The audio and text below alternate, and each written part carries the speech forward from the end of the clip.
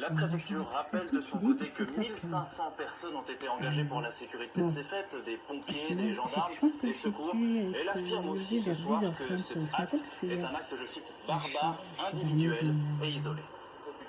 En dans direct la de nuit. Bayonne, merci Hugo.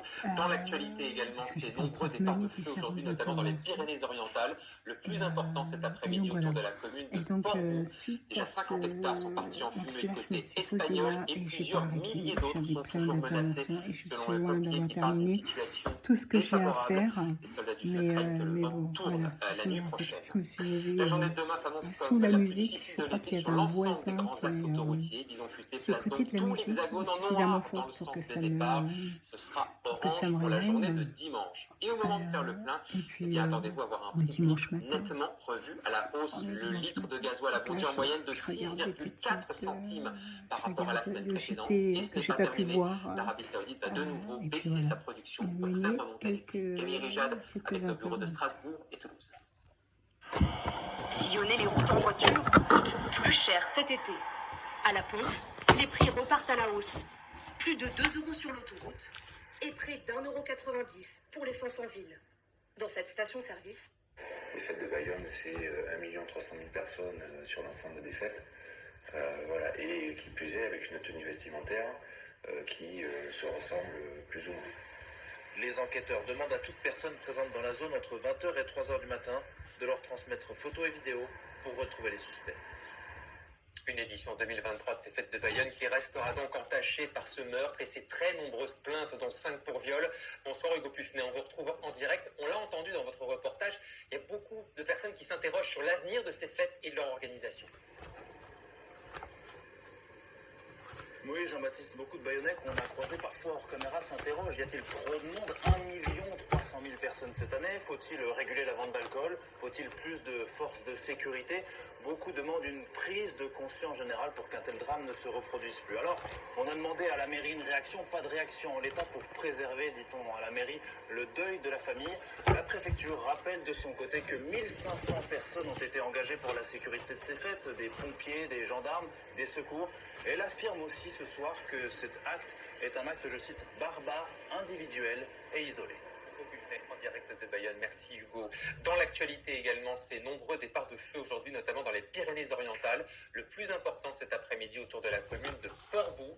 Déjà 50 hectares sont partis en fumée côté espagnol. Les fêtes de Bayonne, c'est 1 300 000 personnes sur l'ensemble des fêtes. Voilà. Et qui plus est, avec une tenue vestimentaire qui se ressemble plus ou moins. Les enquêteurs demandent à toute personne présente dans la zone entre 20h et 3h du matin de leur transmettre photos et vidéos pour retrouver les suspects. Une édition 2023 de ces fêtes de Bayonne qui restera donc entachée par ce meurtre et ses très nombreuses plaintes, dont 5 pour viol. Bonsoir Hugo Puffnet, on vous retrouve en direct. On l'a entendu dans votre reportage, il y a beaucoup de personnes qui s'interrogent sur l'avenir de ces fêtes et de leur organisation.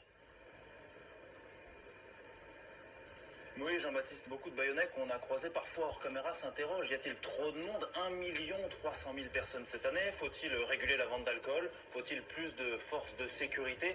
Beaucoup demandent une prise de conscience générale pour qu'un tel drame ne se reproduise plus. Alors, on a demandé à la mairie une réaction. Pas de réaction en l'état pour préserver, dit-on à la mairie, le deuil de la famille. La préfecture rappelle de son côté que 1500 personnes ont été engagées pour la sécurité de ces fêtes. Des pompiers, des gendarmes, des secours. Elle affirme aussi ce soir que cet acte est un acte, je cite, barbare, individuel et isolé. En direct de Bayonne, merci Hugo. Dans l'actualité également, ces nombreux départs de feu aujourd'hui, notamment dans les Pyrénées-Orientales. Le plus important cet après-midi autour de la commune de Portbou. Déjà 50 hectares sont partis en fumée côté espagnol et plusieurs milliers d'autres sont toujours menacés, selon les pompiers qui parlent d'une situation défavorable. Les soldats du feu craignent que le vent tourne la nuit prochaine. La journée de demain s'annonce comme la plus difficile de l'été sur l'ensemble des grands axes autoroutiers. Bison futé place donc tout l'hexagone en noir dans le sens des départs. Ce sera orange pour la journée de dimanche. Et au moment de faire le plein, eh bien attendez-vous à avoir un prix du litre nettement revu à la hausse. Le litre de gasoil a bondi en moyenne de 6,4 centimes par rapport à la semaine précédente. Et ce n'est pas terminé. L'Arabie Saoudite va de nouveau baisser sa production pour faire remonter les prix. Camille Rijad avec nos bureaux de Strasbourg et Toulouse. sillonner les routes en voiture coûte plus cher cet été. À la pompe, les prix repartent à la hausse. Plus de 2 € sur l'autoroute et près d'1,90 € pour l'essence en ville. Dans cette station-service, ces Toulousains sont résignés. On n'a pas le choix, on en a besoin pour aller en vacances, donc c'est indispensable aujourd'hui, mais ouais, ça, je vous avoue que c'est vraiment cher en ce moment. C'est bien là le souci, je pense que tout le monde pense la même chose, non? Enfin, je sais pas pour vous, hein, mais moi, pour moi, ce sera pas le plein. Face à la hausse des tarifs, ce trentenaire anticipe avant ses vacances en Espagne. J'ai mis 30 € et je vais m'occuper directement à Barcelone de mettre le plein, parce qu'en Espagne c'est bien moins cher. Après 3 mois d'accalmie, les prix à la pompe ont quasiment retrouvé leur niveau record d'avril. 1,87 € par litre aujourd'hui. Pour certains, les prix élevés ont eu raison des projets de départ en vacances. Partir en vacances Non, non. Pas cette année, l'année prochaine, on verra. Mais non, tout augmente, il n'y a pas que l'essence. Aujourd'hui, les salaires ne suivent pas forcément les mêmes augmentations, donc forcément, partir en vacances, il faut économiser un peu plus longtemps, quoi. D'autres adaptent leur déplacement, comme cette salariée au SMIC. Partir en voiture, c'est pas possible, quoi. Vaut mieux partir en transport en commun, en train, en avion. C'est beaucoup moins cher que de faire le trajet en essence, quoi. Derrière ces hausses, l'Arabie Saoudite, qui a drastiquement réduit sa production de pétrole. 85 $ par baril n'est pas un prix suffisant pour elle, et donc l'Arabie Saoudite souhaite un prix plus élevé, et donc va y arriver, puisque elle peut jouer sur les volumes qu'elle met sur le marché. Le prix du baril devrait donc augmenter encore dans les prochaines semaines, entraînant avec lui une nouvelle hausse des prix à la pompe. Et pour ceux qui ont réservé en dernière minute, c'est plutôt cap sur le sud, puisque la météo est très très automnale sur la moitié nord de l'Hexagone, et ça devrait encore durer tout le week-end. À Paris, il n'était pas tombé autant de pluie depuis plus de 20 ans à cette époque de l'année, une météo dont les conséquences économiques se font déjà sentir par les professionnels du tourisme. Elsa Assalit avec Valentin Creur. La pluie a cessé de tomber ce matin, et pourtant dans ce camping près de Saint-Malo, ces emplacements sont vides, en plein milieu de l'été. Certains vacanciers ont plié bagages plus tôt que prévu. Donc là, effectivement, on a un départ anticipé. C'est un exemple type. Ils sont partis ce matin et c'était prévu pour demain. Donc là, on limite la casse. Mais il y en a d'autres, c'est des départs anticipés de 4-5 jours. J'ai vu même de départ une semaine plus tôt. En Bretagne, la haute saison touristique s'annonçait exceptionnelle. Ce camping affiché complet, mais la gérante a déjà comptabilisé 10 départs anticipés. Certains sont là depuis 3 semaines, ils s'accrochent et puis au bout d'un moment, la coupe est pleine et il est temps de remballer. Anne-Sophie Caben compte sur les tout récents rayons de soleil pour attirer quelques réservations de dernière minute, mais la saison est déjà décevante. Autre secteur victime du mauvais temps, la restauration. Dans le Nord et dans le Pas-de-Calais, les professionnels constatent une baisse de 5 à 10% de la fréquentation. À Brédune, dans cette confiserie, elle attend même 40% selon ce vendeur. On fait des petites journées, on reste ouvert parce que justement on a quand même des clients qui sont là et on ne veut pas les décevoir. Donc on est ouvert mais on n'a pas du tout le monde habituel qu'on a. Et voilà pour toi. Merci. Bonne journée. Pour cette autre commerçante en bord de mer, le chiffre d'affaires s'annonce catastrophique. On va prolonger la saison et on va aller jusqu'au mois de novembre. S'il faut aller jusqu'au mois de décembre pour avoir du soleil, on ira chercher et on vendra nos glaces. Dans la région, l'hôtellerie résiste à la pluie avec des chiffres de fréquentation presque identiques à ceux de l'été dernier. Mais les touristes sont obligés de composer avec la météo. Ces retraités nous racontent leurs vacances un peu trop arrosées. On était dans les Vosges et que de la pluie. On a eu du soleil quelques jours, puis après de la pluie. Donc du coup on est revenu par chez nous, toujours avec la pluie. Alors pas d'autre choix que d'adapter ses activités. Entre 2 averses, on met les caouets et puis on va se promener. Et puis après, il y a des jeux de société, il y a de la lecture et voilà quoi on fait. Cette météo digne d'un mois d'automne devrait perdurer encore quelques jours dans la moitié nord du pays. Le secteur du tourisme espère avoir le temps de se rattraper. Espérons que dans 1 an, pour les Jeux Olympiques, la météo soit plus clémente. Impossible, par exemple, d'organiser les épreuves de natation en eau libre dans la Seine en cas de fortes intempéries. Une épreuve de Coupe du Monde qui devait se tenir demain dans le fleuve parisien a dû être reportée. Alors comment faire si cette situation se reproduit l'année prochaine? Explication Pierre-Yves Salic avec Agathe Crachin. Des bateaux-mouches et des péniches, comme d'habitude, mais aucun nageur dans une Seine polluée ce matin.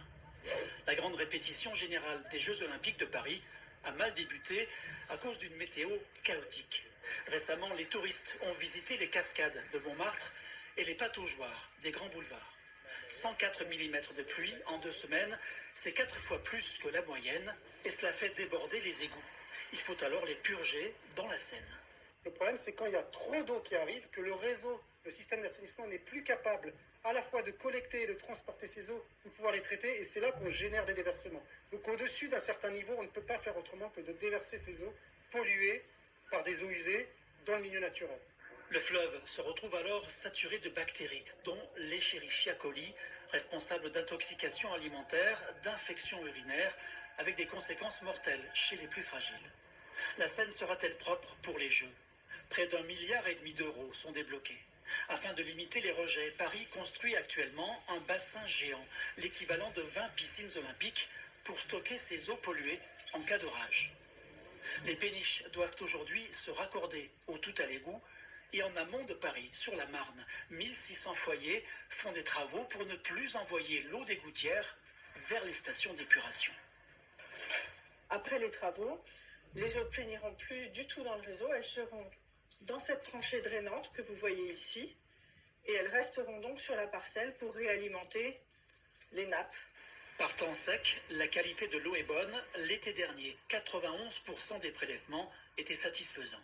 Les nageurs français sont donc plutôt confiants. Il peut y avoir de grosses pluies et que tout se passe bien parce qu'il y a des histoires de courant, il y a énormément de données qui rentrent en compte et ça on va laisser les spécialistes et les scientifiques en conclure. Nous, une chose est sûre, c'est que la décision sera prise par rapport à un contexte de santé des athlètes. L'an prochain, si des orages provoquent toujours une pollution de l'eau, le triathlon et le 10 km en eau libre seront décalés de 2 ou 3 jours. Les Jeux Olympiques sont un laboratoire pour Paris. En 2025, sur 5 sites de la capitale, chacun pourra piquer une tête dans la Seine sans trop d'appréhension. On l'espère.